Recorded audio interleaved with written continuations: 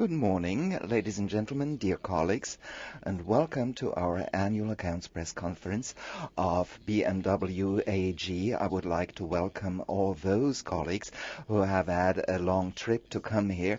We are very pleased to have journalists from 26 countries here today at BMW Welt. I would also like to welcome Manfred Schoch, the chairman of the Group Works Council of BMW AG, who has always been attending our annual accounts press conferences. Mr. Schoch, welcome.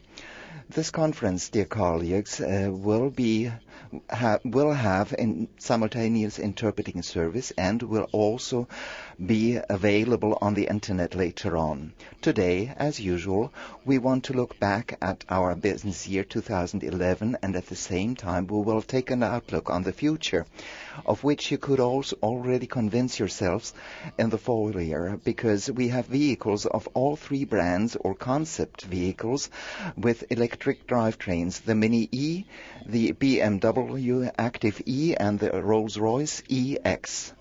Let's come back to the present, and in our new annual report that you've already received exists of two parts: the reporting part and the annual compendium, where we present real customers for whom taking over their newly bought car is always a moving experience. But you can read all this up.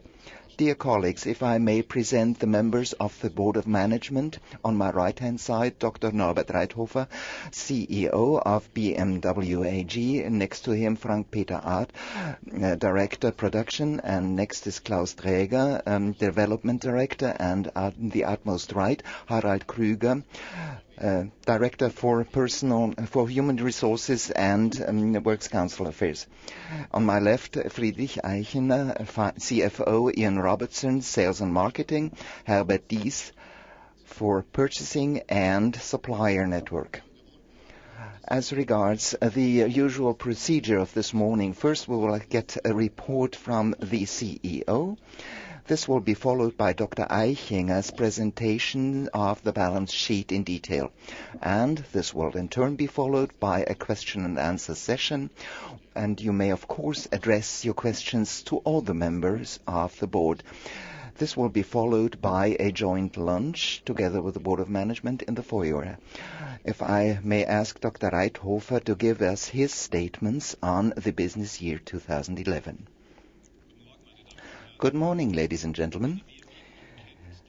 We move people, and we always think and act globally with a long-term focus. It is, of course, our responsibility towards our shareholders and stakeholders. It is also a key part of our corporate culture. With our strategy number 1, we are aligning the BMW Group with two targets: to be profitable and to enhance long-term value in times of change. And this applies to technological, structural, as well as cultural aspects of our company. Since 2007, we have been implementing various initiatives in keeping with strategies 4 pillars: growth, shaping the future, profitability, and access to technologies and customers. Today, we are benefiting from our foresight. 2011 was the most successful business year to date in our corporate history. We achieved new record sales, revenues, and earnings. Already in 2011, we exceeded our profitability targets laid out for 2012. We are once again the leading premium automaker in terms of sales and the most sustainable car company in the world. What's important? We have a sound financial basis which enables us to invest in future growth. And we deliver on our promises. As we see it, our success in 2011 is one step on our path towards the future. In 2016, BMW will be 100 years old. This is a historical milestone for our company. For all of us at the BMW Group, it is a responsibility and an obligation to ensure future success. Nevertheless, we are facing tremendous challenges. The world continues to change at a rapid pace. In many countries, individual mobility remains a focus of political regulation and national industrial policy. The shift in society requires new mobility solutions, and volatility has long become a constant in our everyday business. Markets and consumers alike remain uneasy about the significant public debt and the euro crisis. Given these developments, we carried out a strategic review in 2011.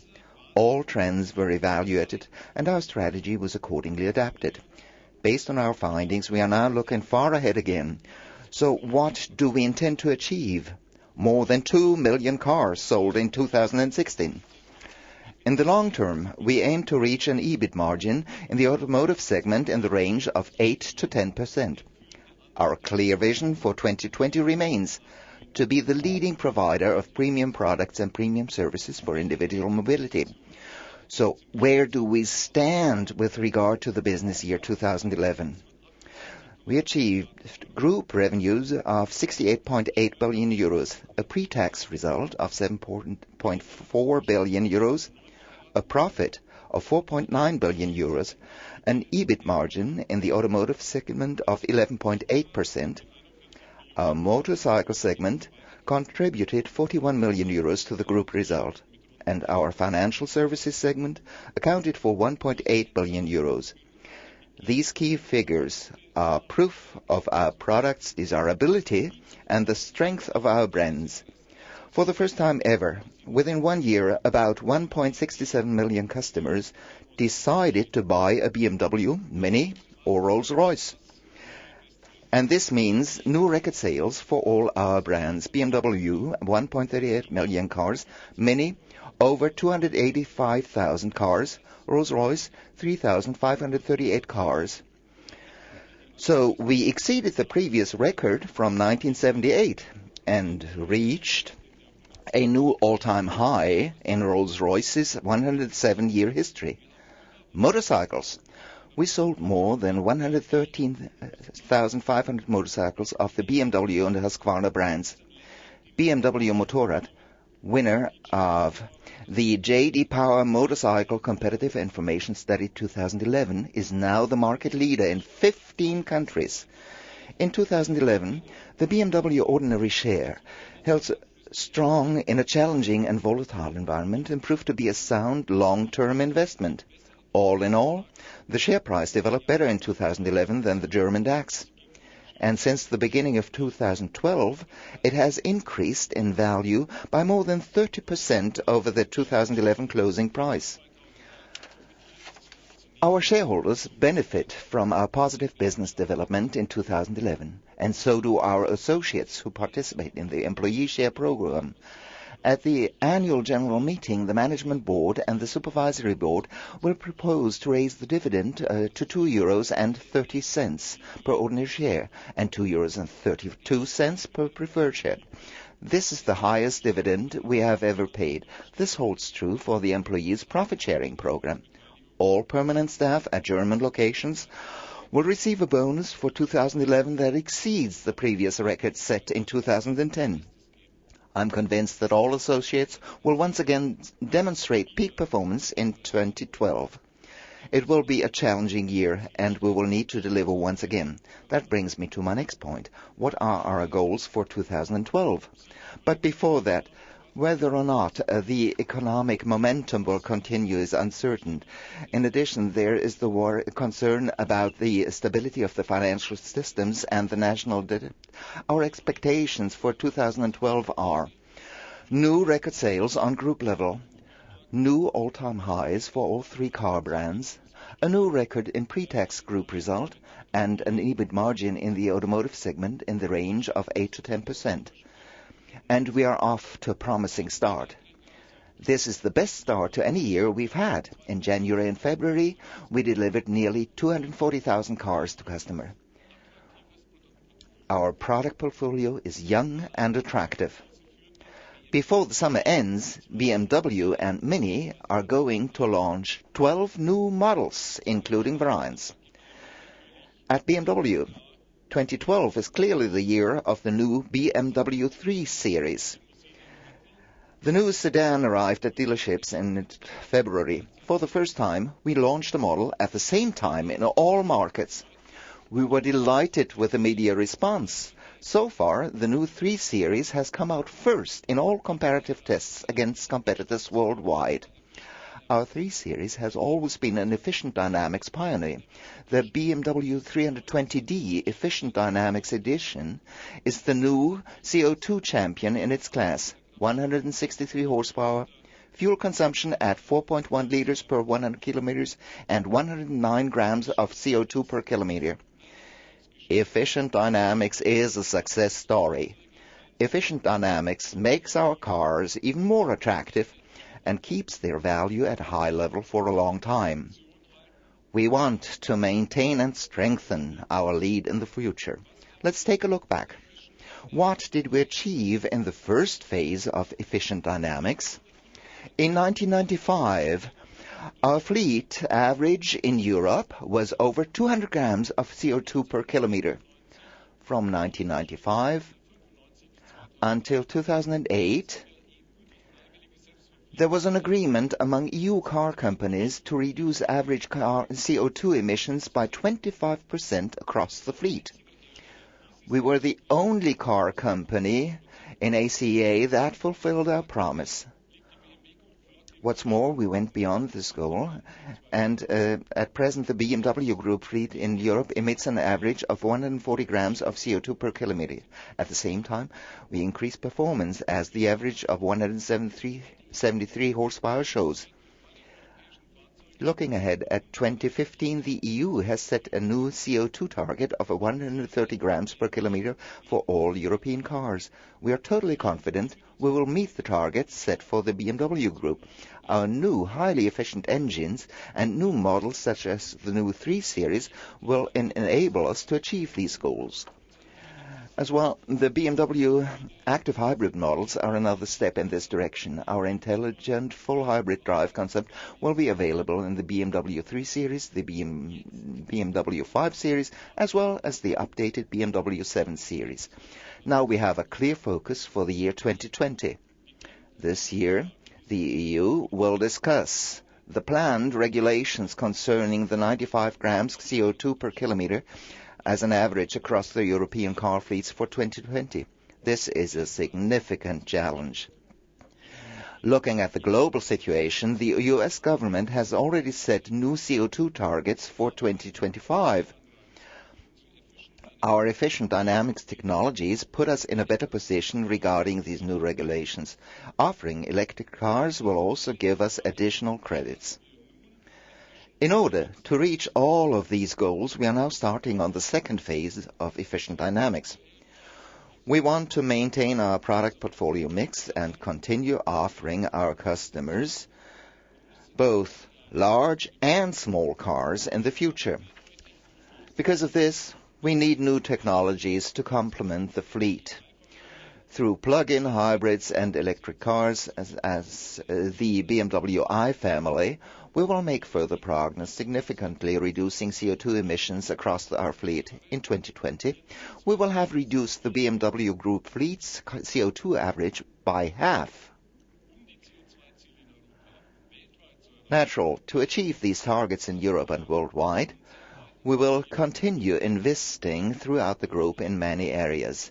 This includes developing innovative drive technologies and lightweight construction.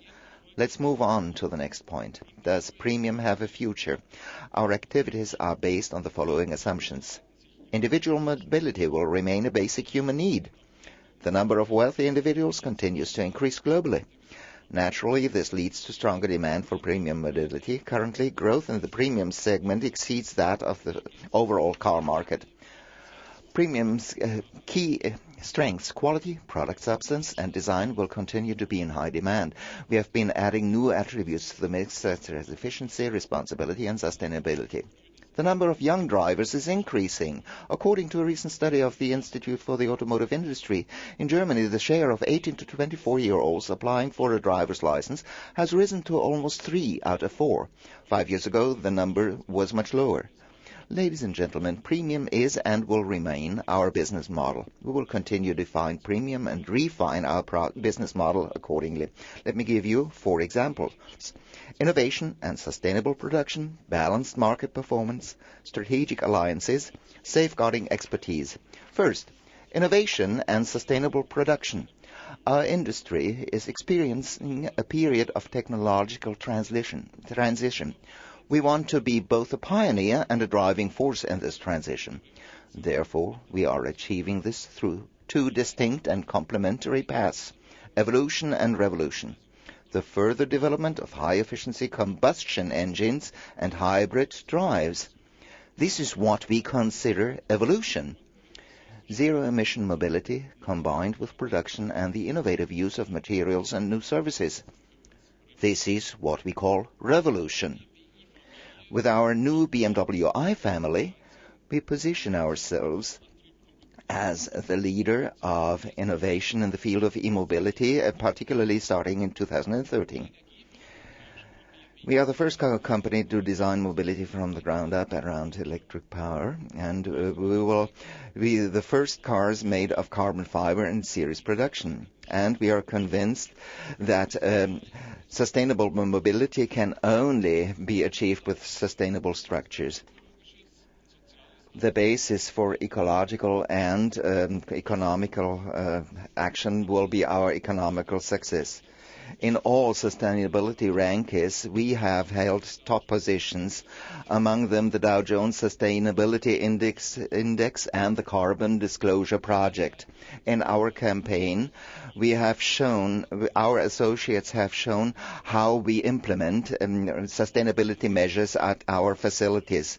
New forms of mobilities enable new services, and there's a new way to include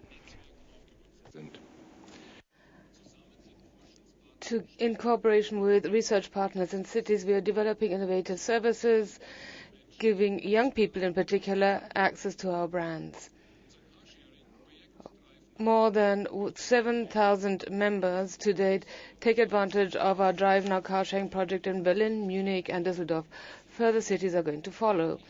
The acquisition of the in-car lease group has been another important step in designing attractive mobility solutions and services. Secondly, balanced market performance. Today, our market position in Europe, Asia and America is far more balanced than was the case 10 years ago. And this gives us a very significant competitive advantage in light of volatile markets.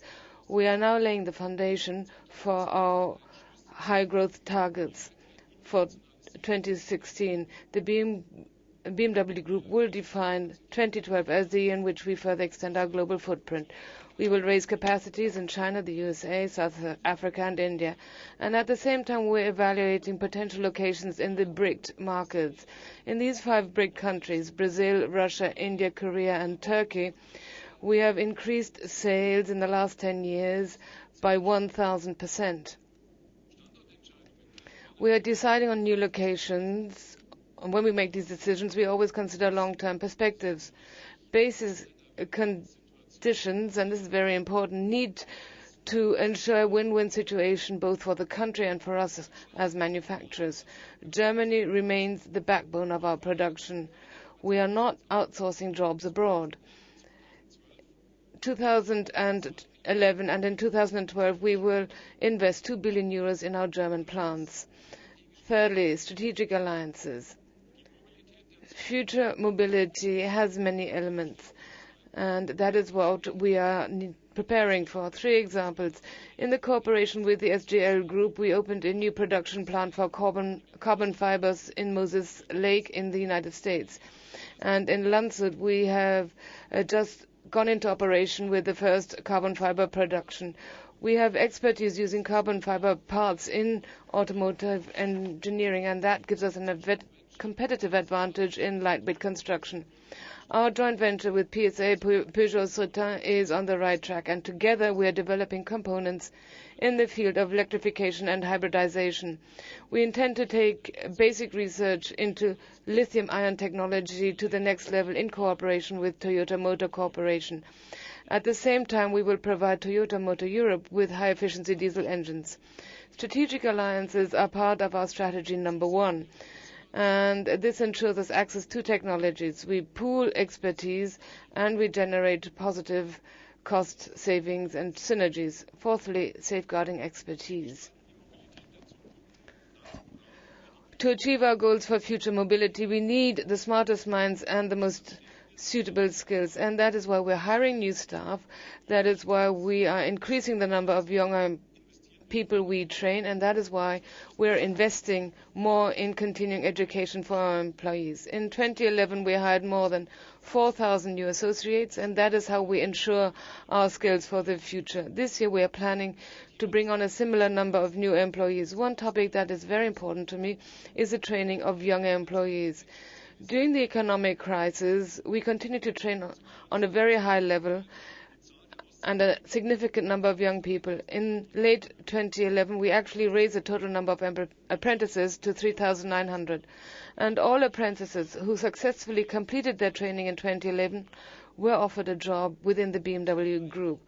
At the same time, we're investing in the continued education of our associates. In 2011, 87,000 associates participated in programs offered by our training academy. Our spending on training courses reached the highest level in 7 years in 2011. Within 2 years, they actually doubled, and that is premium as well. A future-oriented business model, premium, requires a flexible, high-performing organization. Last Thursday, the Supervisory Board announced a realignment of the Management Board. The new Management Board structure beginning the 1st of April 2012 will set the course for our company's future development. By separating the responsibilities for the brands BMW and Mini and Rolls-Royce, we are focusing on the dynamic growth and the autonomy of our brands. The current board members in charge of the development and purchasing divisions will change roles, and this guarantees the best possible use of experiences in the respective place in the value chain. And as we brought in a seasoned executive with external expertise and new perspectives to join our board, Ms. Milagros Cafinha Andre will start on July 1st of this year. Ladies and gentlemen, what can we expect for 2012? At the Geneva Motor Show, we provided the stage for the world premiere of the first ever four-door coupe in the history of the BMW brand, the BMW 6 Series Grand Coupe. This car is our vision of aesthetics and luxury in the premium segment. The BMW X6 and our flagship model series, the BMW 7 Series, have been updated, and BMW M is launching the BMW M6 Coupe and the BMW M6 Convertible. Our new BMW M Performance models are geared towards customers looking for high performance for everyday use. The Mini family consists of the Roadster, bringing it to 6 members in total, and from fall 2012 the Mini fans will look forward to a special model and a special edition, the Mini Club Van. This is the first lifestyle transport vehicle in the premium small car segment. And Rolls-Royce is about to launch the Phantom Series 2 in the second half of 2012, following the Phantom Series 1 from 2003. And that means an updated design, new top technology, and state-of-the-art networking services at Rolls-Royce. As you can see, our product portfolio covers the entire range, from the premium small car segment right up to the ultra-luxury class and the M models. Ladies and gentlemen, corporate success builds on many individual factors. As we see, it includes growth, profitability, and efficiency, as well as social responsibility and acting sustainably. We owe success in the business year 2011 to the committed performance of our associates. So on behalf of the entire management board, I would like to thank all our associates across the globe for their committed and their performance. We continue to implement our strategy number 1, which allows us to think and act globally and to focus on a long-term perspective. We will continue to define what is premium. We will strive to be highly profitable. We will continue to design individual mobility for today and tomorrow. And this is the foundation on which we build the future of our company as well as shape our industry. Everyone at the BMW Group will strive to achieve these goals with dedication and passion. That is BMW. Thank you very much. Mr. Eichen, I would like to ask you to give your speech.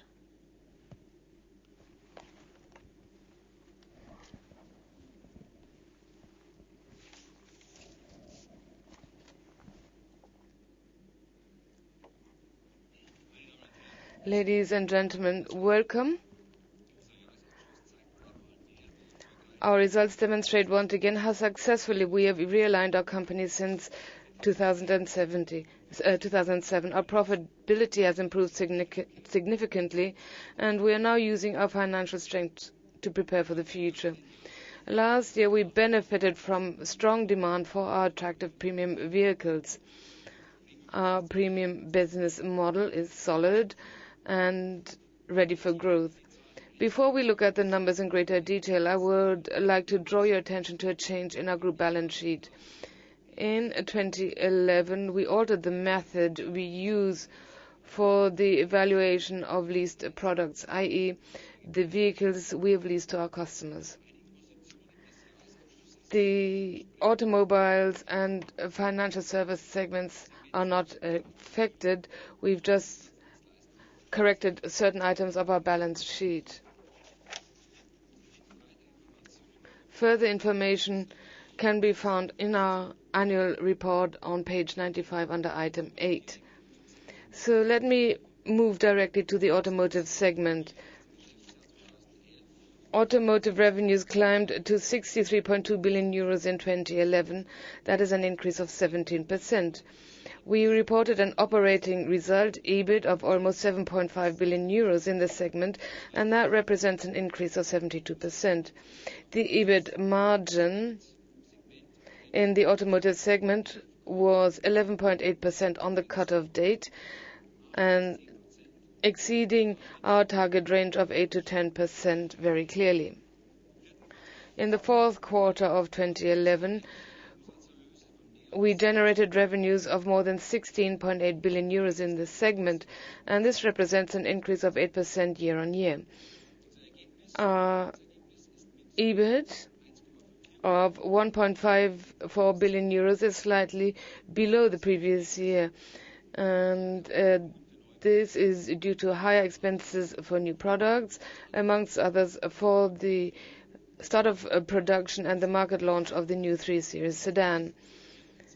In addition, there was an impact of currency and raw material derivatives. In the fourth quarter, we had a single-digit EBIT margin, as expected, of 9.2%. Here you can see what contributed to this increase in the past year. The most important factor were higher sales, combined with our high-end model mix. The strong momentum from our products is also reflected in the average revenue per vehicle, which increased once again. Furthermore, we achieved better prices. Sales incentives were again slightly lower than the previous year. A positive net effect of currency and raw materials produced a gain of 92 million euros. While rising raw material prices posed a burden, we were able to benefit from favorable currency hedges. All in all, we were able to overcompensate the negative effects. The strategy will be continued in the next year, and we are assuming that this year we will again have a positive effect due to strong currencies. In the raw material sector, we are likely to have adverse impacts once again, although positive effects from currency hedging should offset this. More stable used car prices in 2011 allowed us to adjust some of the risk provisions we had accrued for our end-of-lease vehicles, and this had a positive impact of 85 million euros on earnings in the automotive segment in the second quarter. Segment earnings were impacted by additional 247 million euros in personnel costs, mostly for higher profit sharing and employee bonuses. Efficiency improvements and lower manufacturing costs also had a positive impact. The measures implemented as part of our corporate strategy contributed over €500 million, mainly triggered by the launch of new models.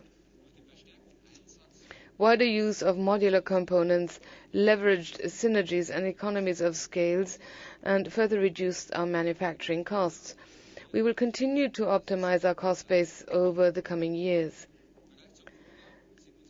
Compared to the previous year, expenses for new products and the development of new business areas rose significantly. This included further development of our traditional drivetrain technologies, as well as alternative drivetrains and the use of new materials. An additional 468 million euros of costs were spent for future business projects in the automotive segment. This impacted our fourth quarter earnings in particular, beyond the typical seasonal impacts. A substantial portion of the costs came, for example, from upfront investment in the new BMW i sub-brand and the upcoming fully electric BMW i3, as well as the BMW i8. Ladies and gentlemen, as Dr. Reithofer already discussed, we are developing the BMW groups in two directions, evolution and revolution. And this dual approach is aimed at making BMW the world's leading premium car manufacturer worldwide. We are investing in our future today. We are taking the necessary steps to be able to refine and further develop our business model. We have the operational and financial strength to shoulder these expenses. We have reached a high level of profitability and had already exceeded our profitability targets for this year by the end of 2011. Despite rising upfront investments, we expect to continue to meet our profitability targets going forward. Our investments are mostly funded by our own operating cash flow. Year on year, it was impacted by the accumulation of around 1.2 billion euros in working capital for the large number of model launches. In the fourth quarter in particular, we increased stock and provided an adequate supply of vehicles. Nevertheless, we once again generated a strong free cash flow in the automotive segment, which amounted to 2.13 billion euros in the fiscal year 2011. As you can see, three major capital outflows reduced the free cash flow in the automotive segment. First, the capital increase in the BMW Bank of 625 million euros in the second quarter. And secondly, the prorated acquisition of the Ing Car Lease Group, which also resulted in the outflow of 249 million euros in the third quarter. And finally, the purchase of SGL shares in November with an outflow of 487 million euros. Adjusted for these items, free cash flow totaled 3.5 billion euros, thus achieving a target of 3 billion euros. Group liquidity amounted to roughly 10.1 billion euros at the end of the year. This increase in liquidity from 2010 was secured primarily in the second half of the year. This gives us greater flexibility in the face of sustained uncertainty on the capital markets. We attach a great deal of importance to maintaining an adequate level of liquidity and stable financial base. Both enable us to respond to market fluctuations in a fast and flexible manner. Last year, we renewed our syndicated facility of more than 6 billion euros with an international banking group, which can be accessed at any time. We also continue to enjoy excellent access to various refinancing sources in the capital markets. In light of our positive business and earnings performance, we will once again be returning more of our profit to shareholders than last year. This year's dividend payment totals 1.5 billion euros and is therefore more than 75% higher than last year. This amount represents 30.7% of our net profit for the year. We optimized our capital employed once again in 2011 and created headroom for investing in key future projects. Our capex totaled 3.7 billion euros. Due to the increase in revenue, the investment ratio of 5.4% remained the same as the previous year and below our upper limit of 7%. We invested in machinery for new models to enable future growth. At the same time, we focused on efficient processes and reutilizing existing machinery. We also started with the creation of the necessary production structures for the BMW i3 and i8. We also made our development processes even more efficient. We are now developing a growing number of derivatives in a shorter space of time and with lower one-off costs. In doing so, we will rely on modular components as well as virtual simulation and safety technologies. This gives us the additional financial latitude to invest in the future. Last year, we reported a charge in the three-digit millions for key future projects on our income statement, as many of these expenses are not eligible for capitalization. In 2011, our expenses for research and development totaled more than 3.6 billion euros. The R&D ratio of 4.9% was higher than the previous year's figure of 4.6% and just below our target range of 5 to 5.5%. We invested a total of about 500 million euros more in research and development than in 2010. We expect R&D expenses to continue rising over the coming years and foresee higher capital expenditure. However, our cooperation with other companies will generate synergies and cost benefits. Within the company, we are working on modular kits for components, electrification, and engines.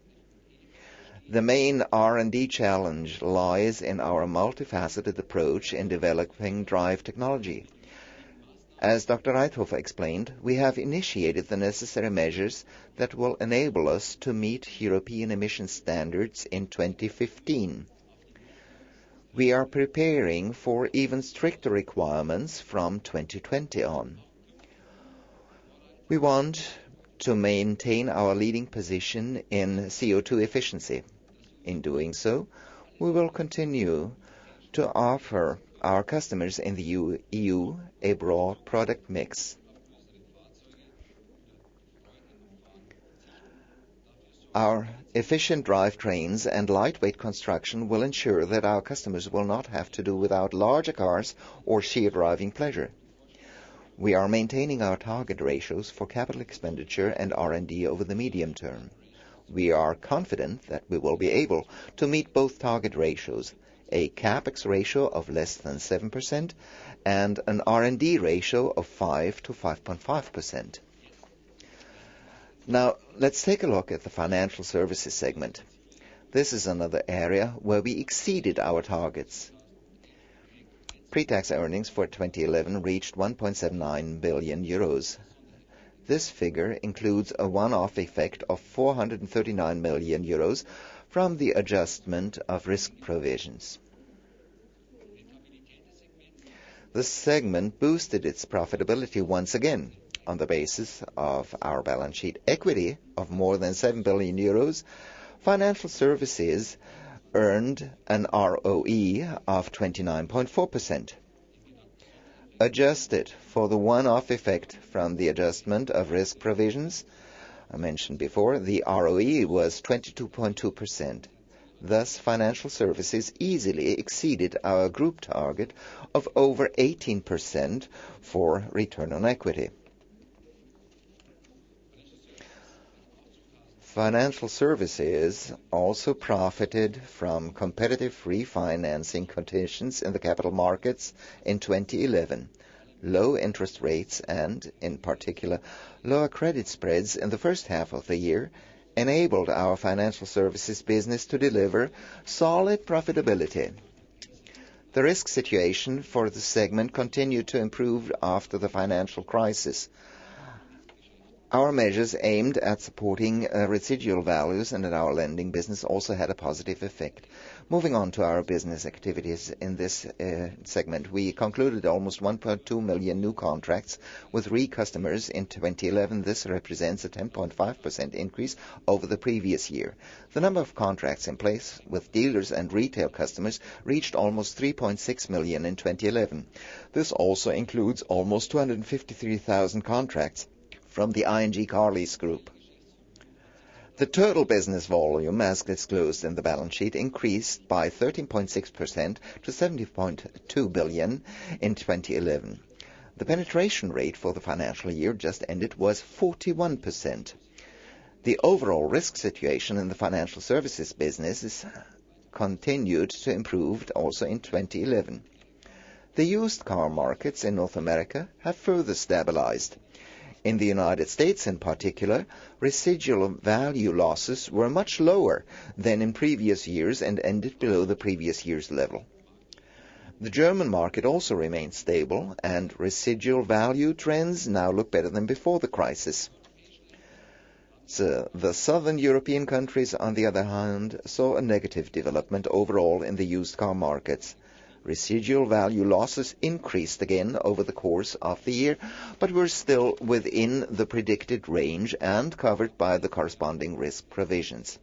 In recent years, we've been more conservative in our calculation of residual values when concluding contracts and have consistently reduced the number of off-lease vehicles.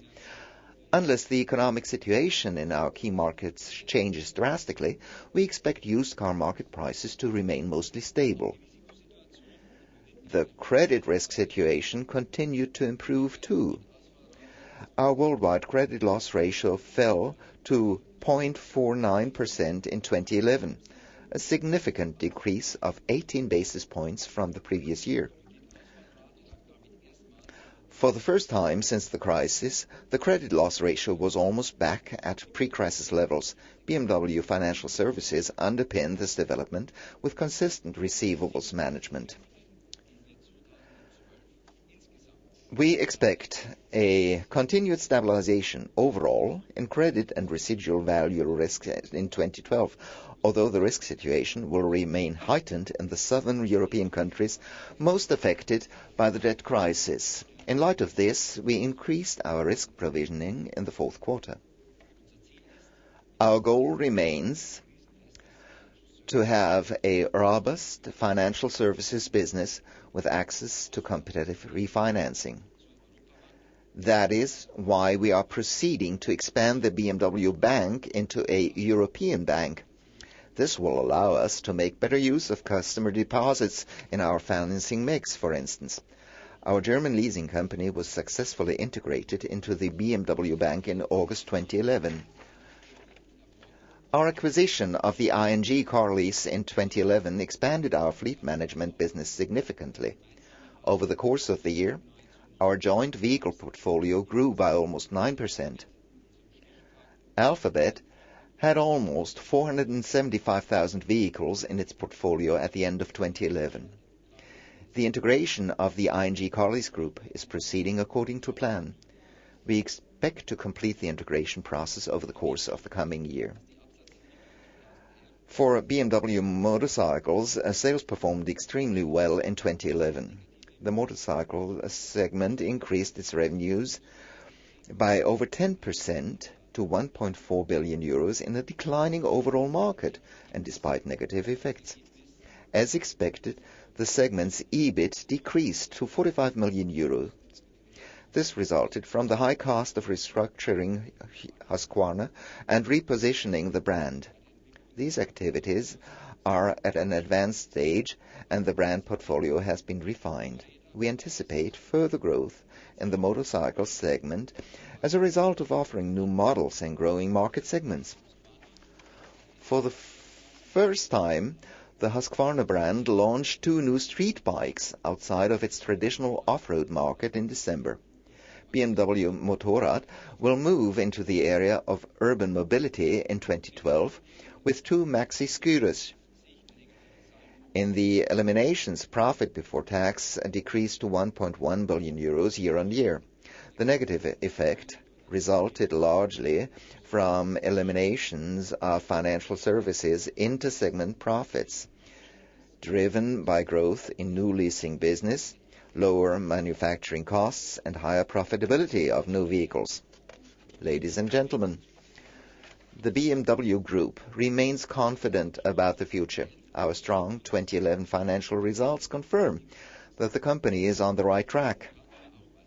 We aim to continue along this route, and we are targeting further cost reductions and improvements in efficiency. Our profitable business will enable the investment needed for key future projects over the next few years. From a strategic perspective, we will continue to forge ahead with both evolution and revolution.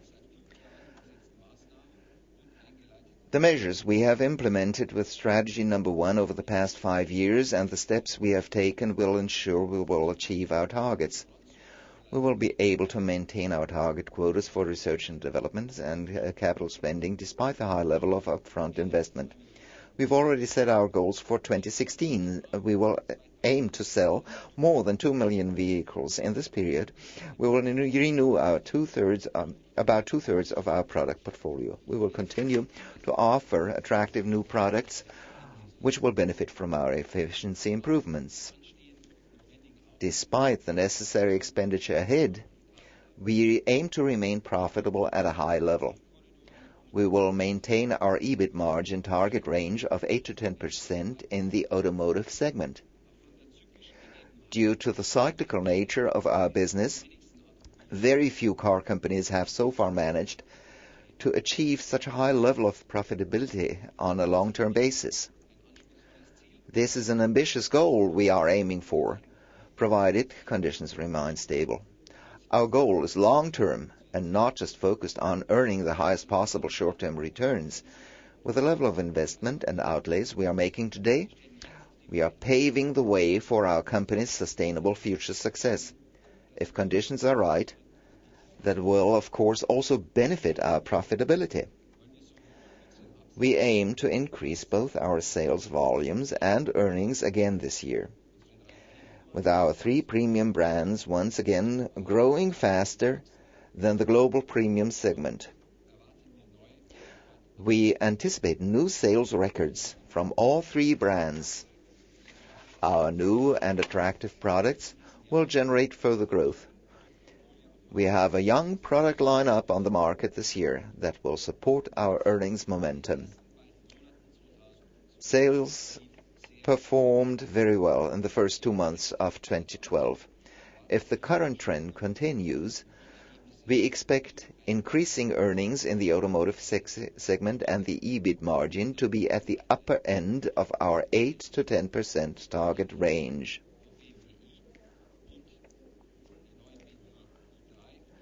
The launch of BMW i and the new BMW i3 and i8 will result in rising costs this year. Our ventures into new markets and business fields will also require additional expenditure. For this reason, we anticipate higher capital expenditure and upfront investment in 2012.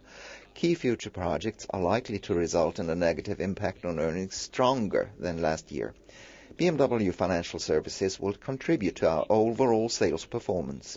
We anticipate further growth in this segment. Earnings are expected to remain under the 2011 level with its substantial one-off effect. We are standing by our ROE target of more than 18%. In our motorcycle segment, we expect to see an increase in sales. Sales since the beginning of this year have gone exceptionally well. Overall, we are also aware of the volatility on the markets as well as current signs of market weakness. We expect to see a positive trend in the United States and China as well as the Asian growth markets. However, in Europe, particularly in southern Europe, and in certain emerging markets we expect restrained growth. In the BRIC markets of Brazil and Turkey, for example, only moderate growth is forecast as a result of high import duties. Ladies and gentlemen, strategy number 1 has made our company much more flexible and resilient during volatile times. We have become more profitable. We need to capitalize on our current competitive advantage by making the company stronger for the future. At the same time, we are carefully managing risks and ensuring that we remain highly profitable with a solid financial standing. Thank you very much.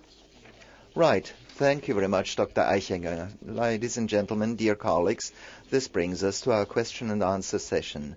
Please, let's have a show of hands and use the microphone in front of you and press the button if you want to ask a question. As is customary, Mr. Kronig of Börsen-Zeitung will start. Good morning. I have several questions. It's about burden on earnings in the fourth quarter.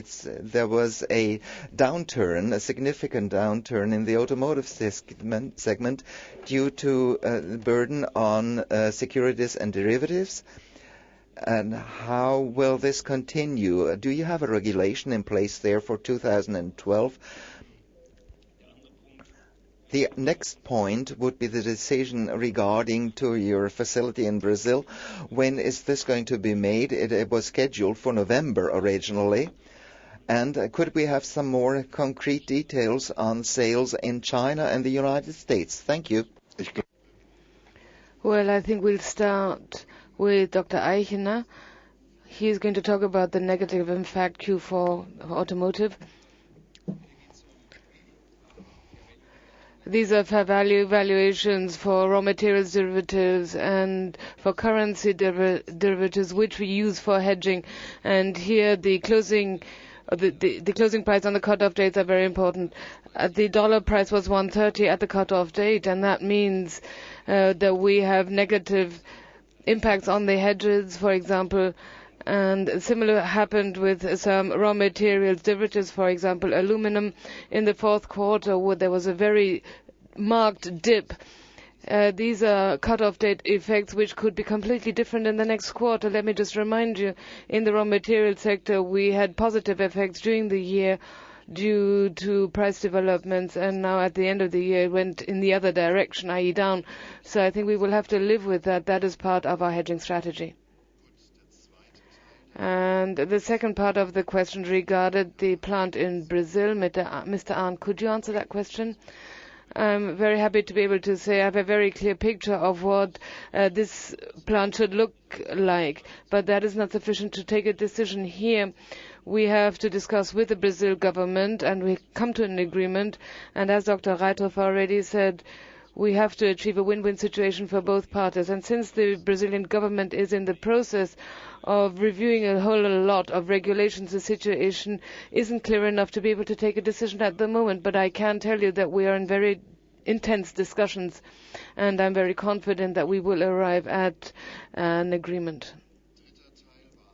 Third part regarded sales, China and the United States. Ian Robertson. Growth in the United States last year, reaching well over 16% segment share. Final sales were around 250,000 for BMW and around 58,000 for Mini. This year has started well as well. In China, we ended in total with around 235,000. It was just shy of 37% growth. And again, sales in China have started well in 2012. Vielen Dank, Nick. Thank you very much. Next person, Mr. Fass, and then Mr. Fromm. I would like to talk about China to begin with. Your competitor last week in Ingolstadt announced that in the next 3 years it would arrive at 700,000 cars. I hear that you're far more skeptical as far as China is concerned. Are you just slowing down your sales in China? You've grown very dynamically in recent years there.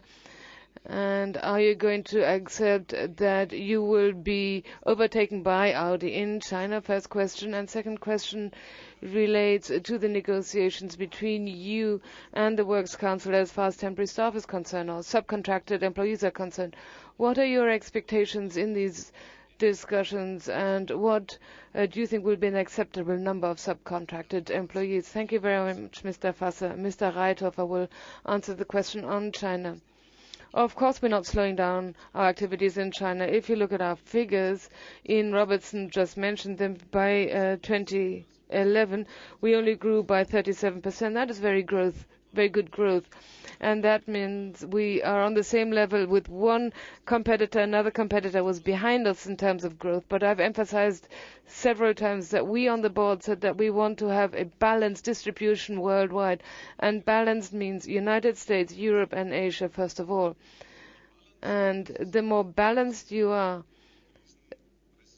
the more crisis resistant you will be, and that is what is behind our strategy. Of course, we want to continue to grow in China, and I think we've got really positive plans for the future. For example, if you look at the expansion of our plant in Dometici, Mr. Arndt will be able to say something about that. That shows that we're really banking on China as well, but at the same time we're increasing our capacities in the United States. I said that earlier on. We are going to have more capacities in South Africa as well. We're going to do something in India. And we're looking very closely at our so-called BRICS countries and what we have to do there, what we are going to do in Russia, for example. And all in all, this has to create a balanced picture. And I think our colleague, Mr. Arndt, will be able to say about the plant structure in China so that you can see that here we're really moving in a positive direction. Very happy to do so. Our existing plants in Dadong, we've increased the capacities to 100,000 units at the end of the year, and I think that is a huge step if you consider that we started with 40,000 units. At the same time, we're expanding or building up our plant in Tichy, and here we're already building our first cars, and I'm very enthusiastic about the speed in which one can proceed in a country such as China to build up these types of structures. We are still working on building sites in some areas, but the technologies, bodywork, body construction, and logistics are already operating. The press is being built up at the moment. At the end of the year, the paint shop will be up and standing as well. So we'll be working. We will have another capacity of 100,000 units. So at the end of 2013, we will be able to manufacture 213,000 vehicles locally for the local market. And we're negotiating with our joint venture partners to increase its capacity to by another 100,000 units. So we will be able to manufacture 300,000 units by the end of 2014. And in addition, you have to look at the derivatives, for example, the big X models, the X7, or the small UKL vehicles, which we're also importing. So I'm not worried that in the future we won't be able to achieve high growth rates on the Chinese market as well. But let me just add, it is important that we don't only do that in one area, but that we make sure that we have a balanced worldwide distribution. Dependencies are very dangerous for a company such as BMW and not positive, and this has to be dealt with as well and handled. The second part of the questions, negotiations with the Works Council regarding temporary staff or subcontracted staff. Mr. Krüger. Mr. Fassett, the first topic of the BMW strategy is high flexibility for increasing market demand and, of course, also for crisis situations as we have experienced in the past. And the discussions that we're having with the Works Council at the moment are intensive and very trusting discussions. And here we're looking at overall flexibility. So this also consists elements as the working hours account, and this is something that we used in the past as well. And also working hour models and the controlling and steering of vacation time and overtime. and of course temporary staff. We want to come to a Works Council agreement which will cover the whole topic of overall flexibility during growth and crisis phases so that we can maintain the competitive edge of BMW. And the Works Council and management agree on that. And of course this will include an agreement on temporary staff. I don't want to say anything about that at the moment because we're still in negotiations, but let me just point out that in 2011 we also employed 4,000 new employees. Mr. Reithoff already mentioned that. And we have we're expecting similar new hirings this year. We've also expanded the training programs, and this year we've got 1,200 new trainees, and this is an increase of 10%. So these are programs for young staff, for new staff, and we're talking about new hirings and flexibility. Then Mr. Fromm.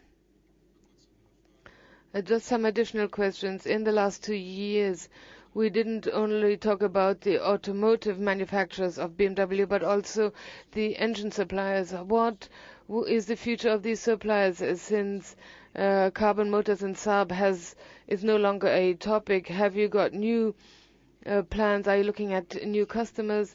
And secondly, General Motors and PSA have announced an alliance, and you also have a strategic alliance with PSA as well.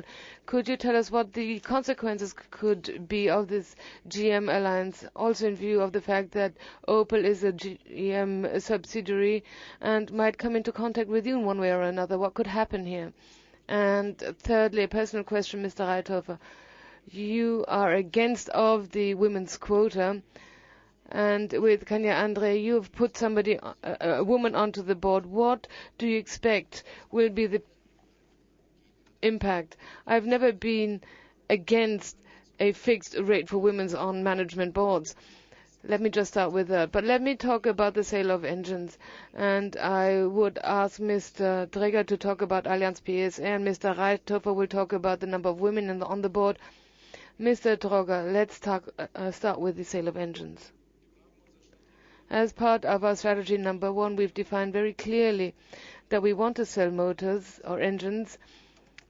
We've got a number of projects here, smaller projects. But last year we came to an agreement with Toyota about the supply of diesel engines to Toyota Motors. And here I think we are in very good position. We have a very good collaboration which generates a win-win situation for both parties. And secondly, with PSA, we have a cooperation for engines. This is a 4-cylinder 1.6 liter engine, and this is used in products by PSA and products of the BMW group. So it is used for the current mini models, and it is also used for models of the BMW 1 and 3 series, the new 3 series. Very good. PSA, Dr. Reithofer. I can't say at this point what PSA is discussing with GM. I'm sure you'll understand that I'm not going to comment on that. I'm going to stay out of that. He would have to ask the CEO of GM or the CEO of PSA. But as far as we're concerned, we did have discussions, and we said that the motor or engine cooperation or alliance that we have is solid. We're going to continue with that. As Mr. Dräger just said, the engine that we're working on together will be EU6 capable, and that means it will be integrated into products up until 2016 or 15. So we're very confident as far as the engines are concerned that we will have a very good and reasonable collaboration with both companies, or between both companies.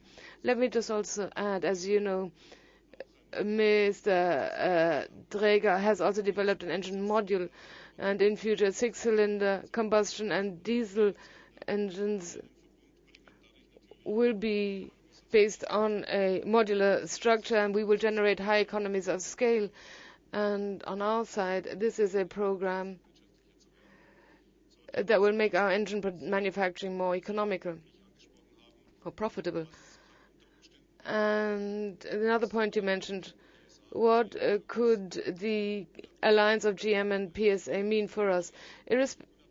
Independent of that, we had discussions and talks with GM. We didn't know about the other discussions, and they asked us in which areas could we envisage doing something together. And one area where we could consider a collaboration is the fuel cell, where GM has a lot of experience, where we also can contribute something quite essential, and where it would make sense that two companies develop that together. We are negotiating that at the moment. Nothing has been concluded so far.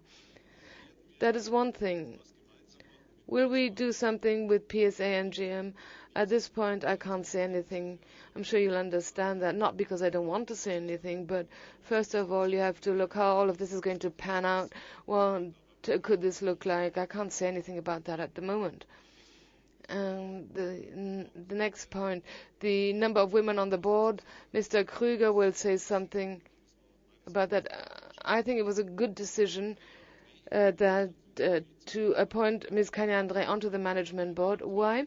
Well, Ms. Kanya André has many years of experience as far as human resources are concerned, and in her positions in the past, she managed very complex and flexible working hours models, and she was also developed in the past responsible for the development of the management.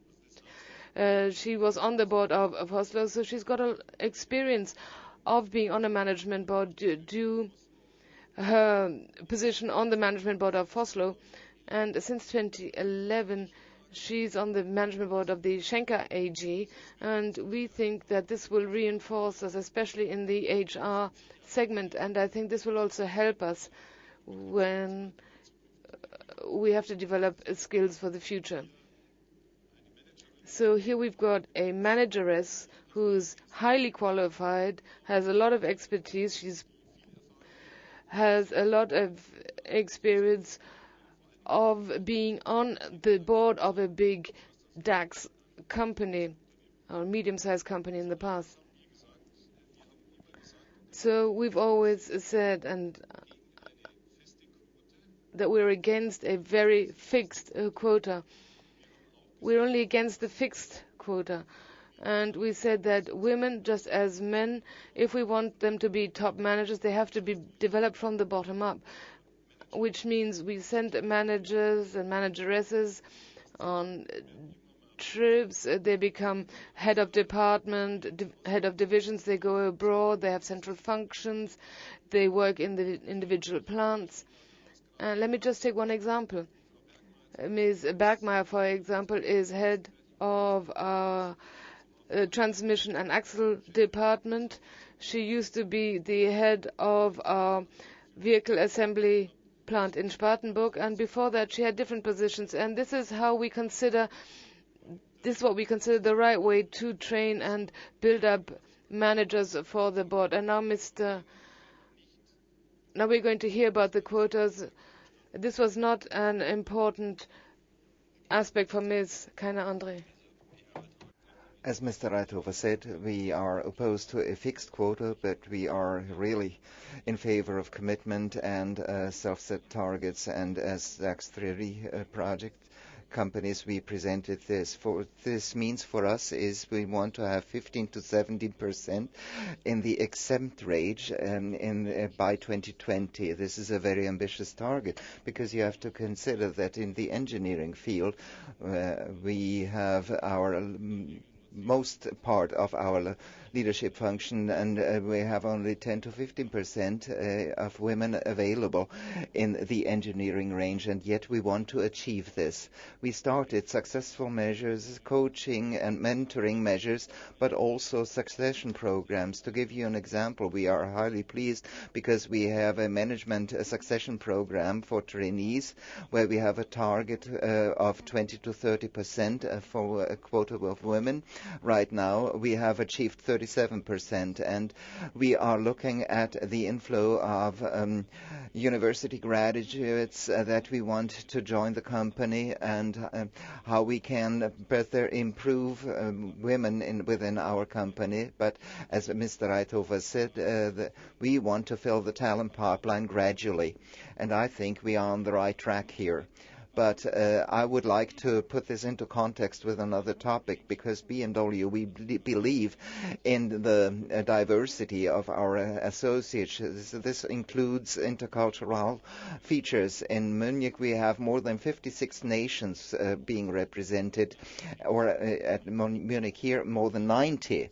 And we have 3 pillars like gender, age and experience, and internationality and intercultural representatives. And we have a project today for tomorrow that is underway, where we want to exploit the potential of our more aged employees. And because we want to have employees also at higher age level, this is part and parcel of our corporate and sustainability strategies. Next 2 requests are Mr. Doll first, followed by Mr. Rührmeier. Mr. Doll, thank you very much. I have 3 additional questions. Mr. Reithofer, I didn't want to address GM and PSA, but your answer aroused my curiosity. You said you would look into that and then decide what to do. Does that mean there is a way, a possibility that you will join this coalition of the 2, or would you rather withdraw from the whole project if they do that together? And you would also said, Mr. Reithofer, we're looking into various locations in the BRIC country. Are we talking about production or assembly plants? We already talked about South America. You briefly addressed India. Could you give us some more details on that? Another question addressed to Mr. Eichiner. You repeatedly addressed investments and costs for the I-Series. How much does BMW invest into this project? And if this is to start in 2020, from when can we make money, make a profit? When can we expect profits from that project? Let's start with Mr. Han. As regards BMW i models, we are not disclosing investments for individual types and models. We have never done that before, and you know our statements regarding overall investments, and we have given you the guidance that, notwithstanding the burden resulting from the new technologies and products, our investment ratios will remain below 7%. This is the statement for the automobile segment. And I think this is really a pretty good guidance. Of course, 2 new models constitute quite a burden that will be in the over and above the double-digit million range. And next question, when will we make a profit? Well, we are planning for all our models to have a positive contribution to profits, and we have always achieved good margins with our most recent new models. It will depend on the unit sales and on the compensation for the one-time effects, and this is very difficult to predict because the forecasts are in the range of 5 to 10% or 3 and 10% for by 2020, and similarly volatile is our forecast for unit sales, and therefore it's difficult to give you any precise answer, and we will have to wait and see. Well, other locations, Mr. Arndt, please. Well, I am pleased to say that in the BRIC markets we are already very active. As I said earlier, in Brazil we are in close coordination and talks. We do know the structures of future plants. In India we have just increased capacities from 3 to 10,000 to 11,000 with more potential for increase. I think we are very active there already. In Russia, we are the premium manufacturer who has the longest record, and we have a partner, Aftertop, and we are also in close negotiations with them. And in recent years, I negotiated with Prime Minister Putin on how to further expand our presence there, but due to the new government being established and because we have to create a new situation with a new partner there, coordination is required. So 3 of the 5 BRIC countries where we are working intensely on further growth. Independent of all these projects, of course, we have to see how we manage additional growth in the future. And I think this is part of our professional approach when it comes to looking for new locations for a full range plant. It depends on various factors like political conditions and the area, and the supplier structure must be in place.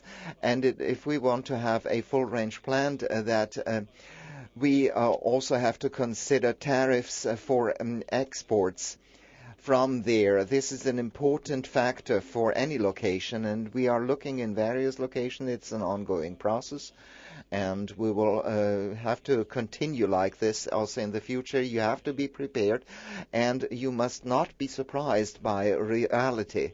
Dr. Reithofer, GM and PSA, it's too early for that. Neither in one direction nor in the other direction can I give you an answer. It's too early for that. Let's talk about that maybe in 6 months' time, but right now I cannot give you an answer. It's not that I don't want to. I simply cannot. So, next request to speak from Mr. Rührmeier, followed by Mr. Wagenheim-Hörmann. Mr. Römer, I have 3 questions. For one thing, can you say something about the range of... can you speak a little louder, please?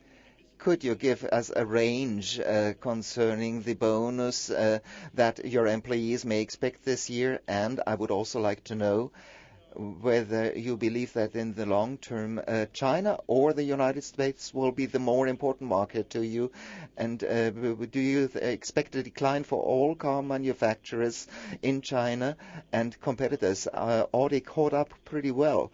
Why are you so confident, actually, that you will maintain your leading position there?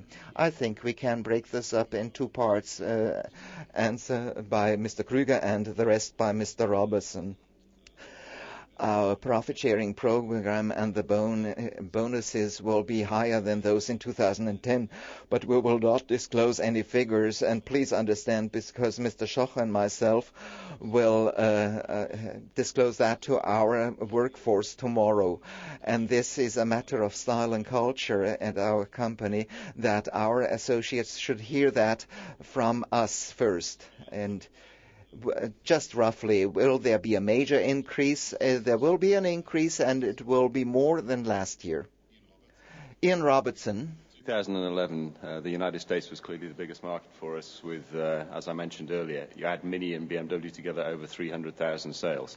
China was around 235,000, so significantly behind. Clearly, the Chinese market has continued to grow in strong double-digit over the last few years. We foresee that this year that will slow down somewhat, and therefore it's too early in the year to see what the final numbers would be. Having said all of that, you mentioned Audi. Well, Audi have been ahead of us in China for many years, and over the last couple of years, yes, they have been increasing their volumes also. But as you heard earlier from Frank-Peter Arndt, we have a very, very clear policy within the company and a strategic objective that, in essence, we will have a balanced growth around the world. That means Asia, that means the Americas, and that means Europe, as well as, of course, the fast-growing economies that Norbert Reithofer mentioned of BRIC and the next 10. Now, overall, I think that balanced position gives us a much better strategic platform on which to see our future business grow, rather than a pure focus on one particular area in the world. Herr Reithofer, Sie wollten noch einen Zusatz machen? Mr. Reithofer, you wanted to add something. I think, to me, it's important. If you make a comparison, and we don't always want to do that, because first of all, you need to know how your own company is going to develop, in which direction, and what are your own objectives. And we said that by 2016 we want to sell more than 2,000 vehicles. And this also means, of course, that in the period we need to have growth until by 2016 for the BMW Group. But At this point in time, I would like to mention one thing. How do you design this growth? Do you design growth in a way, how do you shape it? By, if you look at the lower comparison classes, including the Munich, where you position a product of your own within a brand that is also active in the mid and upper segment. And do you want to cover the whole range of products you buy one brand, like from an A1 to an A8, or if you are a multi-brand manufacturer and where the A1 is located, this is what we cover using the Munich. And if we say that BMW is a multi-brand manufacturer covering the small car segment with the Mini up to the top luxury brand with the Rolls-Royce, then I must say we as BMW are not expanding our range down to the bottom. We cover this range already with our Mini. Now, if you still want to have a comparison, this means for 2011, 1.67 million cars as compared to 1.3 million cars. Next request to speak, Mr. Wagenheim-Hörmann, and then Mr. Yang-Zhan. My questions have all been answered by now, but maybe I may pass the floor to a colleague. Well, let's stick to our Mr. Yang-Zhan.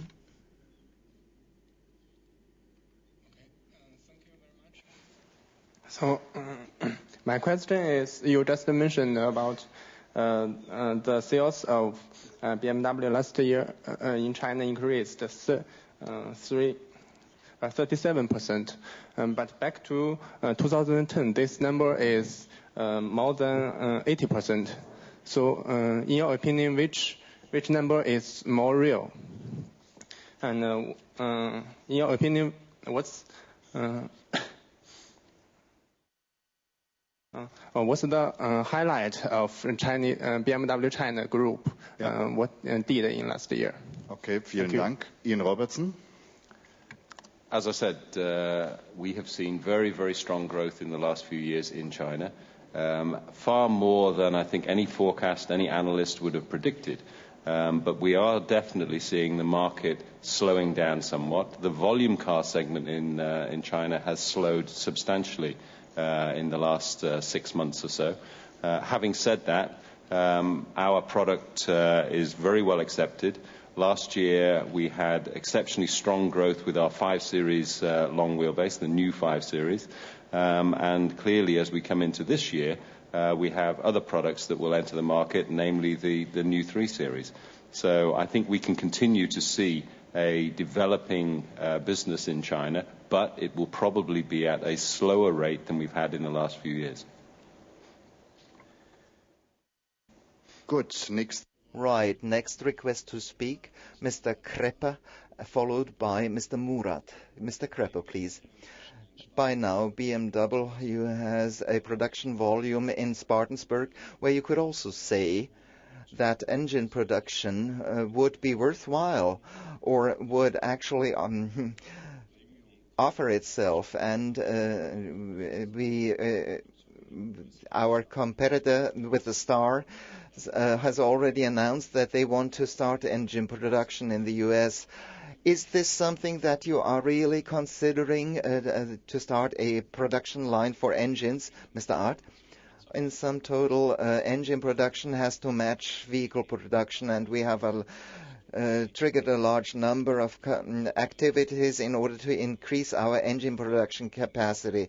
Here in Munich, we have expanded our engine production to more than 500,000 units. In Steyr, we have reached more than 1.2 million units, and we have decided that we will also keep using our location in Helmholtz. Also, after the expiration of the cooperation for the engine modular systems, and we will have to consider a production site in the U.S. for engine. But I think it's a good idea to handle this step by step. It cannot be excluded that we open up an engine. Mr. Murat is next, to be followed by Mr. Berg. I forgot. I'm sorry. I forgot one item which is very important. Currently, we are expanding an engine production facility also in China. And there we will also have 200 to 400,000 engines more available. And so far you have to see that our engine network is really growing dynamically. Question for Mr. Ian Robertson. Apart from the new showroom in Abu Dhabi that you mentioned last night, what other facilities or expansion projects are planned for the Middle East region in 2012, please? Clearly, the Middle East has been going through substantial investments in the dealer body, both in Dubai and Abu Dhabi. We are extending our network in Saudi Arabia as well as the market continues to develop positively. And throughout the Middle East region, and particularly in the Maghreb area, we've seen recovery in recent times, albeit there are equally markets which have really been in somewhat difficulty for obvious political reasons in the last 12 months or so. So very much the Arab Emirates are in good shape. The development of the businesses are strong. The investments by the dealers are showing a confidence in the future. And we're delighted with the overall performance, which in the overall area is around 20,000 units now. Vielen Dank, Herr Berg und dann Herr Beetz. Herr Berg. Mr. Berg, Mr. Bates, Mr. Berg. Good morning. I wanted to come back to the profit sharing program. Could you give us the percentages for 2010, and could you answer the question whether independent freelancing staff is also covered by this? Profit sharing last year was by 98%. That we had there, and profit sharing is only paid to permanent staff. Mr. Bates, what are the plans for the future for the Bavarian locations as far as staff, new hirings, and the development of these plants are concerned? Let's start with Mr. Krüger. As already said, we are investing 2 billion euros into the German locations, and the HR situation on the German sides, according to the annual report, is all in all in the group we grew by 5%. That also includes Germany. And last year we hired in the one or the other production area, for example, the expansion of the electric mobility in Leipzig. But in research and development, we also increased our staff. Some of the sales functions were increased, and financial services segment hired new staff. And this is going to continue because we want to ensure the competence. We have new technologies for lightweight construction, and we're recruiting people there as well. One focal point is the further training of our own staff. To ensure our future, we have expanded our further training activities and doubled them. We a proper qualification requires a campaign, so we are investing a lot in the further training of existing staff in order to be well armed for the future. Mr. Zelig and then Mr. Köster.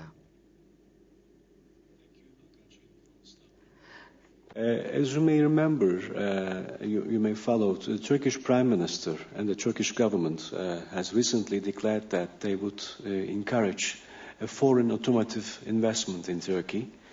And most of car brands at the moment have their facilities and factories in Turkey, and the market is getting bigger and bigger. Do you discuss these issues with Turkish officials in these days? Is there any plan or idea to cooperate for a possible facility or factory for a car or maybe engine and those kind of things? Thank you. Thank you very much. Ian Robertson.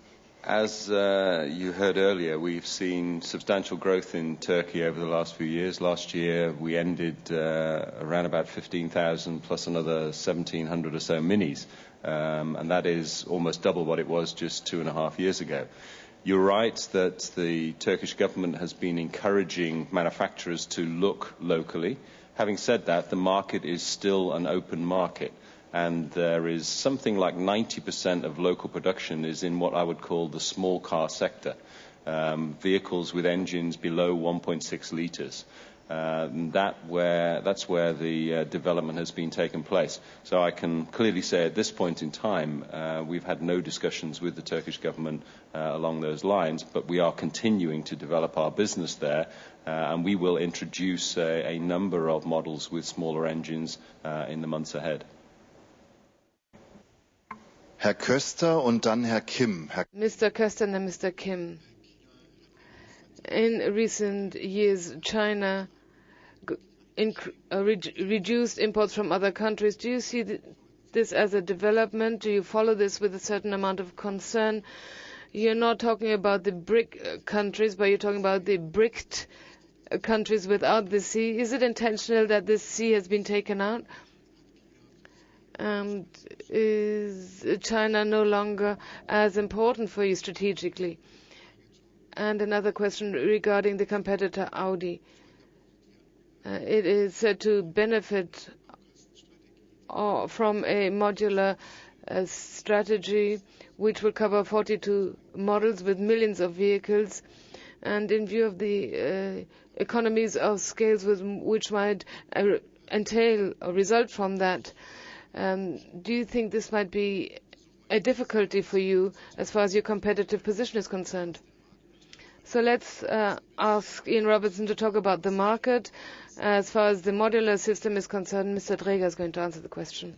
Contrary, China deserves its own position. As I mentioned twice this morning, we have over 235,000 cars sold last year. And as you equally heard, we are continuing developing our plant business there, both in terms of manufacturing vehicles and manufacturing and engines. As regards the BRICed definition, which is very much a BMW definition, those 5 markets are what we viewed around about 3 years ago as the fastest growing potential markets in the world. And as Norbert Reithofer said in his opening discussion, over the last 10 years, we've increased sales there by around about 1,000%. And to put the numbers into that, that's from around 8,000 cars in total in those 5 markets in the year 2000 to well over 100,000 cars during last year. For us, what that tells you is that we are clearly looking at what could be the next big development markets over and above what China has been in the last 5-6 years or so. And China is now our 3rd largest market in the world behind the United States, Germany, and then China. The United Kingdom comes in 4th position. So very much it is definitely not a move away from the strategic importance of China, but it is a move into the future, looking at what are the next markets that we should have a very strong focus on, both in terms of building our brand and ultimately seeing future success. Der zweite Teil der Frage ging die. The second part of the question concerned the modular strategy of the group Audi and how we are positioning ourselves and are we going to be competitive, Mr. Dreger? I think we are very competitive. We don't talk as much about modular concepts and architectures because we believe that it is damaging only to talk about modular concepts and architecture to the clients. But if we take a closer look, we have architectures which have proven to be very successful. To give you a few examples, the 5, 6, and 7 series have a common architecture. They have a large number of common parts, similar parts, and we can use this for the Rolls-Royce Ghost. So in the big vehicles, we've got a common architecture, and we've once and every now and again talked about the front drive architecture. And based on that, we are going to develop future models for the Mini brand and also for the BMW brand. And the third architecture, which is very important, are our engines. Mr. Reithofer already mentioned it. 3-cylinder, 4-cylinders, combustion and diesel engines with a uniform capacity of 500 cubic centimeters per cylinder. And that will help us in purchasing, in manufacturing, and in development, and generate a lot of economies of scale. And on the other hand, it will also improve qualities.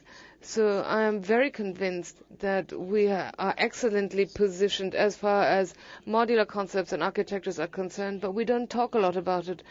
and we don't underline differences between a 5, a 7 Series and a Rolls-Royce. Then Mr. Kim and Mr. Stahl.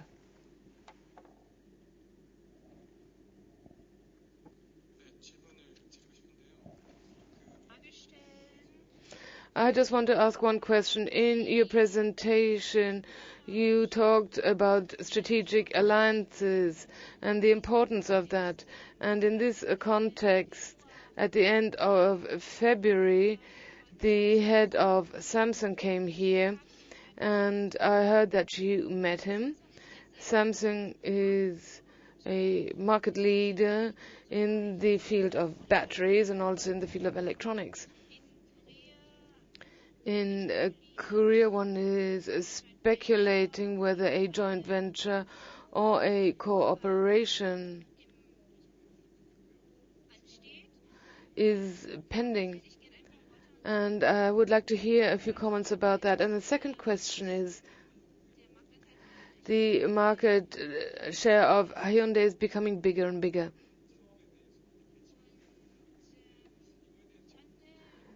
And Hyundai is trying to move into the premium segment, and I would like to hear your opinion on that. Regarding a possible collaboration with Samsung, Dr. Dies participated in these discussions. Dr. Dies, maybe you could give us some information on that.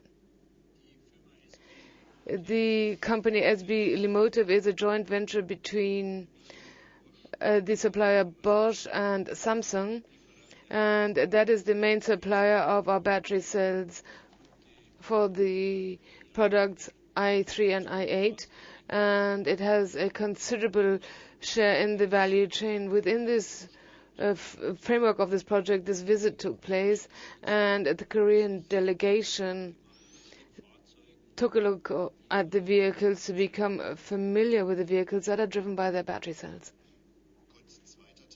Second part of the question regarded Hyundai, the market share of Hyundai, which is growing increasingly. Ian Robertson. You're absolutely right that Hyundai as a company have been growing. They've been growing primarily, of course, in the volume car segment. Having said that, we as a company never underestimate any competition, and that's something which I think has proven very successful for us as we develop our business, as we look clearly into the future. And as you have heard this morning, we enjoy the number one position in the premium car market, and it is our clear intention to remain that way. Good. Next question, Mr. Stahl, and then Mr. Leclerc. A few questions regarding your collaboration with SGL. How satisfied are you with your joint venture? Have your dreams been fulfilled also as far as the integration of lightweight material is concerned in the aerospace industry with Airbus and Boeing? They had some difficulties. What is your situation? Is everything running smoothly? And when will SGL be amongst the majority shareholders, Ms. Kladen, and the other majority shareholder? Could you give us an idea? I would say the collaboration with SGL, that would be answered by Dr. Dreger. At the moment, we are in the process of developing the series i3 and i8, and when you move into a new material category in a big way, of course you experience new things which possibly you didn't expect. Nonetheless, I can say that with SGL, we're moving in the right direction in solving these problems. We are proceeding according to plan, and these kind of setbacks have already been included in the plan. And I can just say the collaboration with SGL is very open, very positive. Other than that, we wouldn't be proceeding according to plan. Second part of the question related to the shareholding of SGL. We do have a joint venture with SGL in the carbon segment, and that has existed for some years now. And the joint venture is very successful now. And what was important for us is that this joint venture be focused on a new material, and this means that strategically we've secured our own developments. I can't talk for Ms. Cladden. You have to ask her personally, and a joint procedure does not exist in this respect. Then Mr. Leclerc and then Mr. Prem. Dr. Reithofer, you already mentioned in your speech an average value of 130 grams CO2, which is the target for the EU, and you said the target value for BMW will probably be achieved. Where exactly is this target value which BMW specifically wants to achieve? And secondly, you said the value of 95 grams CO2, which is being discussed and should be achieved by 2020. What is your estimation of this value, 95 grams? Will that be achieved by 2020? And what do you think about this figure as such? Is it appropriate, or do you think it's not limited enough? I would say Dr. Dreger would start with the technical aspects, and then Mr. Reithofer. Please bear with us. We can't give you an absolute value. That is due to the calculation. You know that the CO2 value for the individual manufacturers is based on the fleet and the value of the vehicle, which is a very important part of the equation. And since we don't know that exactly, we can't define this value exactly. We've made some general ballpark calculations, and we think that in view of the technical measures, we believe that for the combustion engine and the diesel engine, we think that we will be able to optimize the combustion, we will be able to reduce weight, improve aerodynamics, and the values that we are aiming at for 2015 and for 2020 will be achieved. Of course, the values for 2020 will be slightly above the 95 grams due to our fleet. Dr. Reithofer. Let me go to the year 2020. And I don't want to start this discussion because we will do that in the framework of the ACEA. We will start this discussion there with the European Union in Brussels as well, in order to discuss whether the 95 grams CO2 per kilometer are going to be introduced. Are there technical solutions that have to be integrated? Do they not exist? So this is going to be a whole package I don't want to talk about. But let me say something about the BMW Group. We are expecting this value of 95 grams of CO2 per kilometer is going to be introduced. I can only speak for our company. And let me just give you 3-year figures. The BMW Group has been positioned in such a way as if this value as if the limit value were introduced by 2012, and we were good to do that. And we've prepared ourselves for the value for 2015, and we're going to prepare ourselves and position ourselves for the limit value of 2020. And that is why we are doing things parallel. Efficient diesel and combustion engines, at the same time additional features which we call efficient dynamics, such as the brake energy, recirculation, and so on. And that is why we believe that we will need several plug-in hybrids if we want to achieve this value for 2020, and not only will be able to sell minis with strong engines, but also be able to sell BMWs of the 3, 5, and 7 years. And that is why we need battery electric vehicles, i.e. vehicles such as the BMW i3. And we're assuming at the moment that there is going to be a development cycle of 7 years. We're in the year 2012, plus 7 will take us to 2019. And if we don't take the technological steps now, it will be too late in 2 years. So we are acting as if this limit value were going to be introduced by then. Mr. Prem and Mr. Pretzlaff. Mr. Prem. Further training made me curious. Could you, Mr. Krüger, give us more detail? Where are these people being recruited from? Where do they go? Mr. Höfer said something in Landshut regarding CFK or carbon technology. Here you've trained people. Maybe you've got other examples where you've provided special training.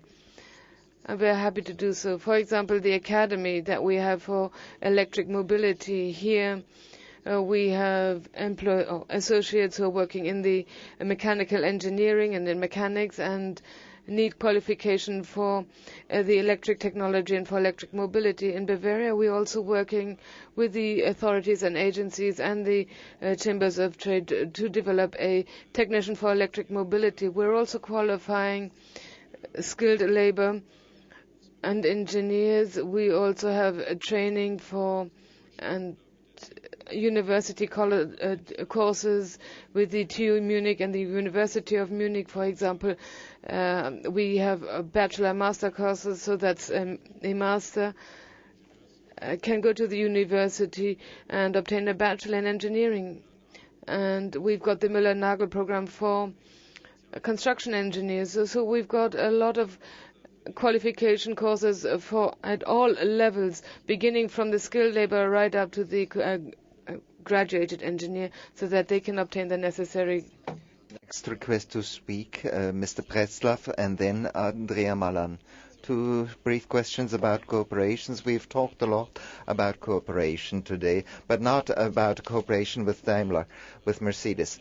What's going on there specifically? Was there anything new last year, and what would be the amounts in euros or dollars? Second question, Mr. Reithofer, you said you were looking into an alliance with GM and talked about the fuel cell, but your other alliance partner, Toyota, is already very active in the field of fuel cells. Can it be excluded that you will do something together with them about fuel cells because they want to launch a fuel cell car by 2050? As regards cooperation with Daimler, Dr. Dietz, our cooperation with Daimler relates mostly to joint purchasing activities, and this has been common practice in the market and is also used actively by our suppliers, and we meet on a quarterly basis to discuss specification. This is what Klaus Träger and I do together with our Daimler colleagues, and we request certain volumes in the market. We have discussed volumes. They are in the 1% range of the values of the cars, but it's growing continuously. But as regards fuel cells, Dr. Träger. We are looking into hydrogen very closely. You may remember our Hydrogen 7, and we looked intensely into storage technology, but the same applies to internal combustion engines. We have turned our back on that. We are only continuing working on the fuel cell course. We looked into that under various aspects, also including cooperation with OEMs, and right now we are in intense discussions with GM. I cannot tell any more at this point in time. Next request to speak, Andrea Malan, and to be followed by Mr. Kron. 2 questions concerning margins. In 2011, the margin, BMW's margin, was just slightly below Audi's. Is it the long-term strategy of BMW to be also take the lead in profitability? And secondly, what are the reasons why this year the EBIT margin in the automotive industry will be declining by approximately 2 points? Thank you very much. Dr. Eichinger, please. As I have mentioned earlier, it's not, from our point of view, it's not about achieving top margins in the short run. It's about having a sustainable margin so we can invest in the future, as we said earlier. We said we need evolution and revolution at the same time. and we need to invest in plug-in hybrids, e-cars, lightweight constructions, and so forth. All this takes money. You have to develop, have to have a development effort. And yes, we will be able to shoulder this, and we will also take precautions for the future up to 2020. And we still expect to have a return of 8 to 10% in the long run if the conditions stay stable and there is no major slump as we have seen it in 2009. This is our message to you. Of course, there are some years where where we are doing better or worse. This all depends on the very volatile environmental conditions, and it may be a difficult year when we make less of a profit. But we think that in the long run we can retain this trend and can also take precautions for the future. And thank you very much. It's 10 minutes to 12. I still have 2 requests to speak from Mr. Kronig and Mr. Kim. I have 2 more. Mr. Kim, you are already included. So let's start with Mr. Kronig, please. I have a few additional questions as regards the Husqvarna brand, which is clearly making a deficit. When will you make a profit there?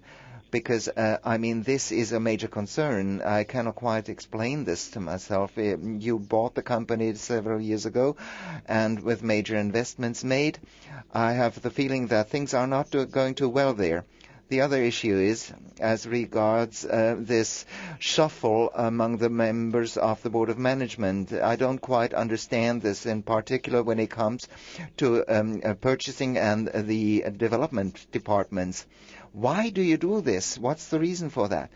Because some years ago there has been a reshuffle. That didn't work well either. Mr. Krause then left the company and joined Deutsche Bank. Okay, let's start with Husqvarna. Dr. Dräger, please. Well, when we bought Husqvarna, the motorcycle market was doing really great. And then we had experienced a downturn in the motorcycle market, particularly in Husqvarna segment. And that was particularly affected by this downturn.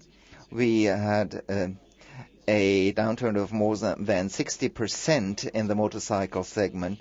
And this was also Husqvarna was hit by that. But we see a potential in Husqvarna to attract particularly young customers and establish a bond with them. And we have new models. The Nuda 900 really was met with great acceptance. And so far we are confident that we will be able to restructure Husqvarna gradually. But you could see from Mr. Eichinger's figures that Husqvarna can shoulder this burden under its own steam. Dr. Reithofer, second part of the question. Well, the restructuring of the board, you have to see this in an overall context. And let's not just start with the reshuffling of positions. Instead, let's talk about what our intentions are with the 3 brands. When I started out at BMW, we sold slightly more than 400,000 cars, and there was just one company behind these 400,000 sales units. Now, by 2016, we will have a volume of more than 2 million units, and by 2020, this will be even more. So the BMW Group is moving into a totally different dimension as a company with our past structure. Now, if we look at this, we have a core brand called BMW, and we need to enhance the volume of this core brand and also in terms of technology. Then we have the premium brand in the small car market, the Mini, where we want to achieve a volume of no less than 400,000 units. I could also give you a different number, but I'm sticking to 400,000 units. And we want these more brands to be more strongly positioned, also reflected on the board, also reflected in dealing with the public through a colleague who is focused on this brand. In this case, the new department headed by Mr. Krüger BMW, Mini, Rolls-Royce and Motorrad, and Ian Robinson on the other side is expected to focus entirely on the core brand of BMW. We call this project Future Retail internally, and Mr. Krieger is to focus entirely on Mini and after sales, because after sales, we're under our strategy number 1, we have identified amounts in the billion euro range, and it requires the full focus of one of our colleagues, and that was the reason for this restructuring the board, and other companies have done this long before us. Second thing, as regards the reshuffling, we have to see that at BMW, the top management and also the department heads, that the next level below the board, on average, they change their positions every 3 to 6 years. Why is that?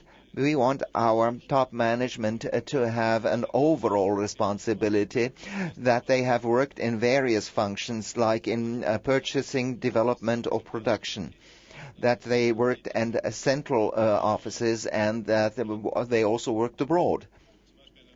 And if you have a department head, for instance, who is tied down to a product line, then he can cover a whole range of functions. And in purchasing for the last 5 years, this was further developed in an excellent way by Mr. Dies. On the other hand, there's development headed for almost 6 years by Mr. Dräger. And both these gentlemen developed modular systems. Mr. Dräger as the head of development for front wheel and rear wheel drives for engines. Mr. Deal looked into cost reductions and the supply chain. And now they are exchanging positions and they bring their respective views. Mr. Dies will introduce his experience and because a lot of development happens at the supplier side, and therefore when we talk about development cost and how they rise and what suppliers do to us in terms of industrial modular concepts, so both gentlemen, together with Mr. Arndt and Mr. Robertson, are the committee for operations, the executive committee. We think this is a proper and very good idea. And Ms. Andre, who will join as an additional member, the board as an additional board member, she already has HR experience and board experience. And we think that these things, Mr. Kronig, should be handled on a basis of a very good financial position. And this is where we are at. We want to keep developing the company. And please also understand this as a signal that BMW wants to be a flexible company. This should also be reflected on the board. And to us, this is also a signal with regard to our management teams that we want to have flexibility at all levels of management. And we are absolutely convinced that this will result in a major push forward. The two last requests to speak are Mr. Kim and then Mr. Katasi. Mr. Kim? Oh.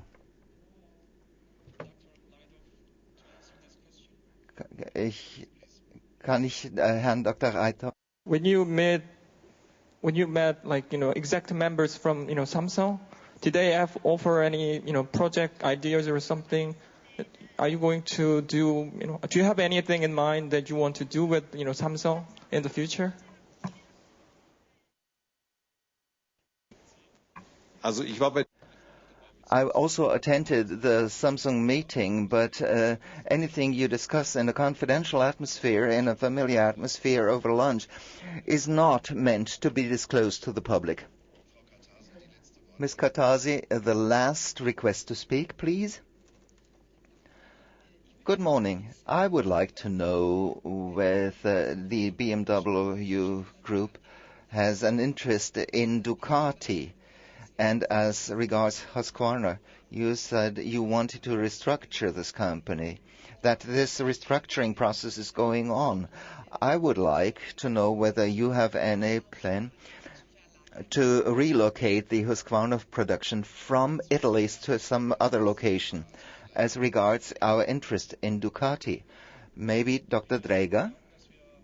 We believe that with our product range here at BMW, with an S1000R and with the scooters that are going to be launched with a GS and the program that we are developing at Husqvarna, that we are very well positioned with all this.